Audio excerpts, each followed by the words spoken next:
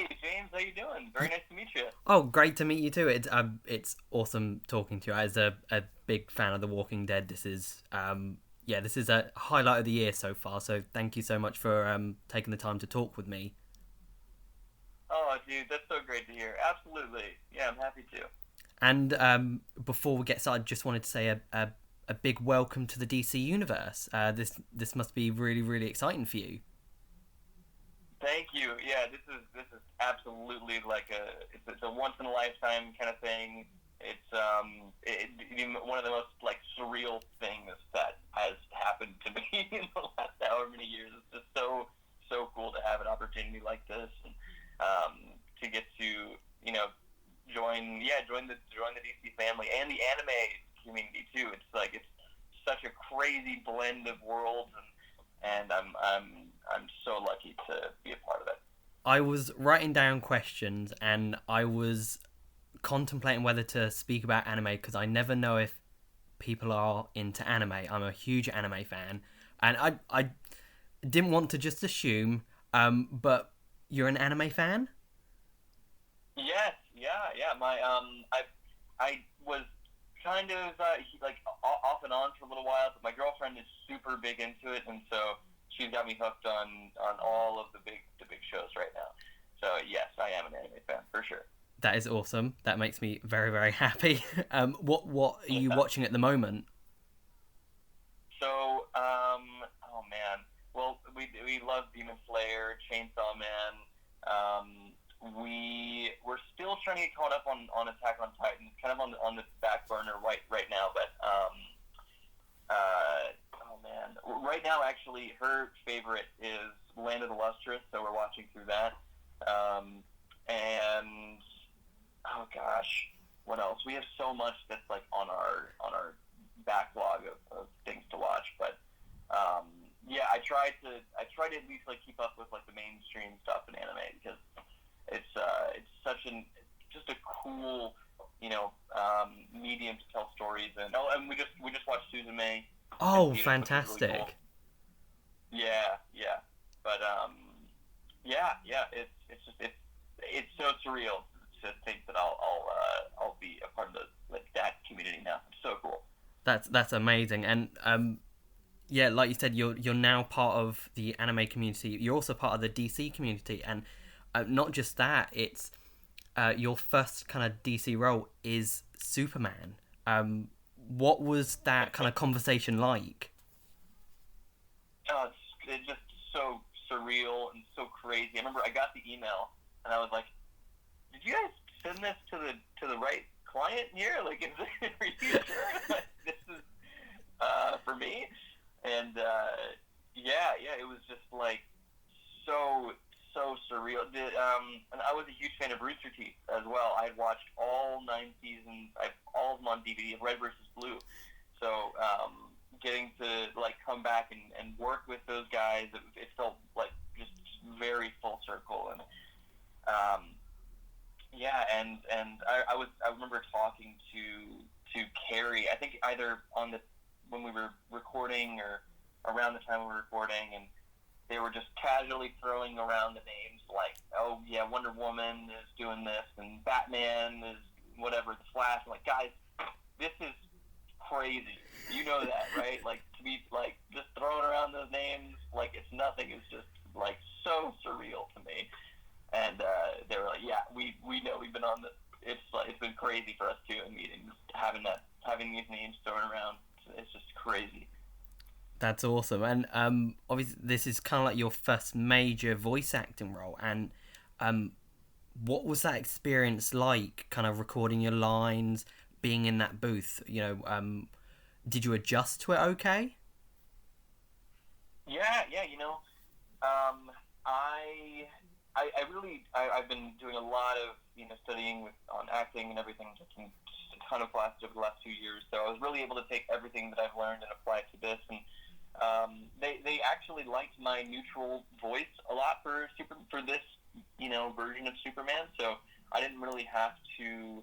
I didn't have to do a ton of like change with my vocal range or change the sound of my voice, but I still had to like reverse engineer this character, and it's such a unique and complex character. It's an adult Superman that's in a young body that has hormones and this like awkwardness that's like thrown into it. That's it has to be in line with the Superman that people know and love, and however many decades of media.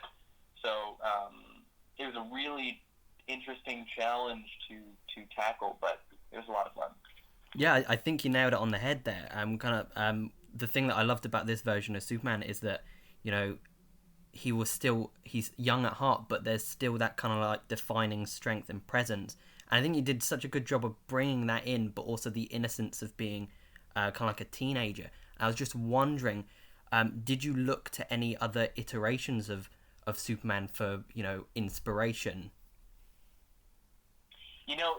The character of Superman, I feel like it's so like ingrained in everybody's minds that I didn't really have to go and do a ton of research. Luckily, I had my coaches and everything that I was collaborating with to help kind of bring this character to life. But I definitely I took a hard, good look at the current, or at least over the last however many years of animated Justice League Superman, because that's the character that that people are kind of expecting is Justice League's Superman, the animated version. So that was kind of how I reverse engineered the character and built him off of.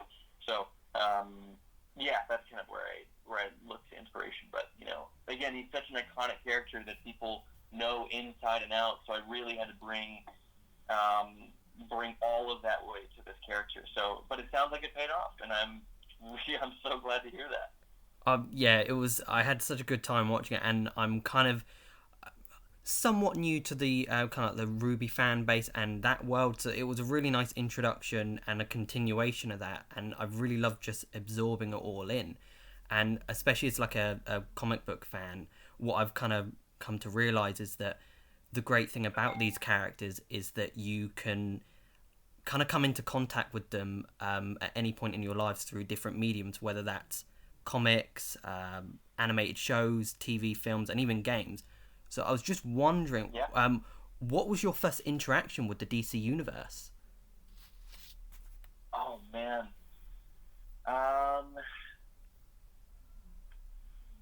my first. Oh man, I have had to have been so young.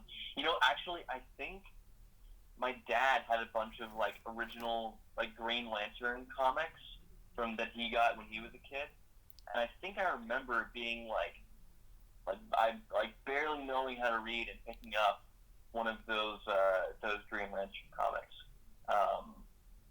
But the show that I really attached to was like the CW's The Flash.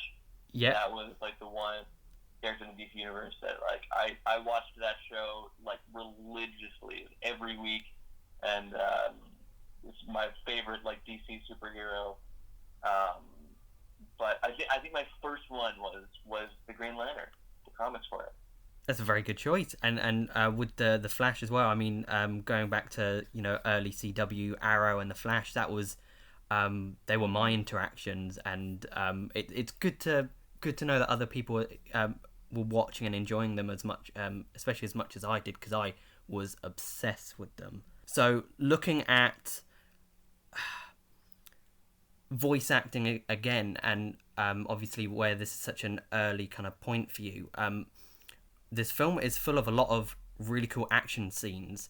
What was it like recording those scenes? I know it can be kind of like an isolating experience in booths, so what was it like trying to get into the action, into the heart of it?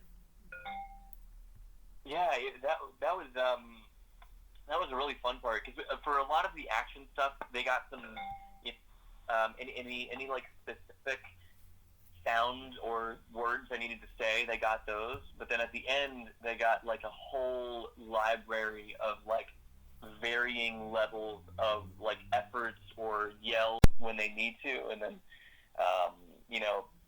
for like if they need me to come back for a second round of pickups, I can finish it off or grab whatever other lines I needed. So that was a really cool, experience if you can try that out.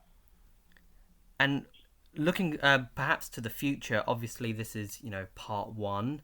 Do you think your experience voicing Superman will open up any other avenues for voice acting? Are there different characters, heroes, or even villains that you'd love to try out? Hopefully. I can't comment on part two, unfortunately, but I really hope this opens up avenues for voice acting and hopefully in the DC universe be really, really cool. Absolutely. I would love to see you kind of tackle different characters, especially knowing that you're an anime fan. Maybe there's an anime show out there that you can really get involved with, and I'm very, very excited for part two, and I really hope that people enjoy this kind of crazy combination of two very different worlds. And kind of like to round off with, I was just wondering if you could tell us where we find Superman. It was going to be my first question, but as soon as you mentioned anime, I completely went off topic. So where do we find Clark Kent? What's he up to? What's kind of, especially for new fans? Clark Kent, Superman. He's he's the audience's kind of first perspective on RWBY and this different realm remnant. And as you're watching it, you kind of learn through his eyes and find all these questions about many of the baseline changes definitely that will occur, including that he's a teenager, how his powers have changed. He's paired up with new teammates, and there's menacing Grimm as the primary opponents. But he also has these vague, sporadic memories of his past that have brought them to Remnant.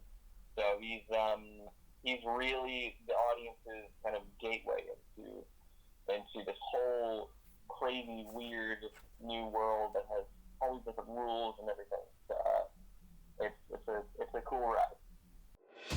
Thanks for watching, Super Friends. If you enjoyed this video, then make sure to hit the subscribe button just down below and hit the bell so that you can get notified whenever we release brand new videos. In fact, there's 2 more waiting for you to watch right here below. So what are you waiting for? Why not click play?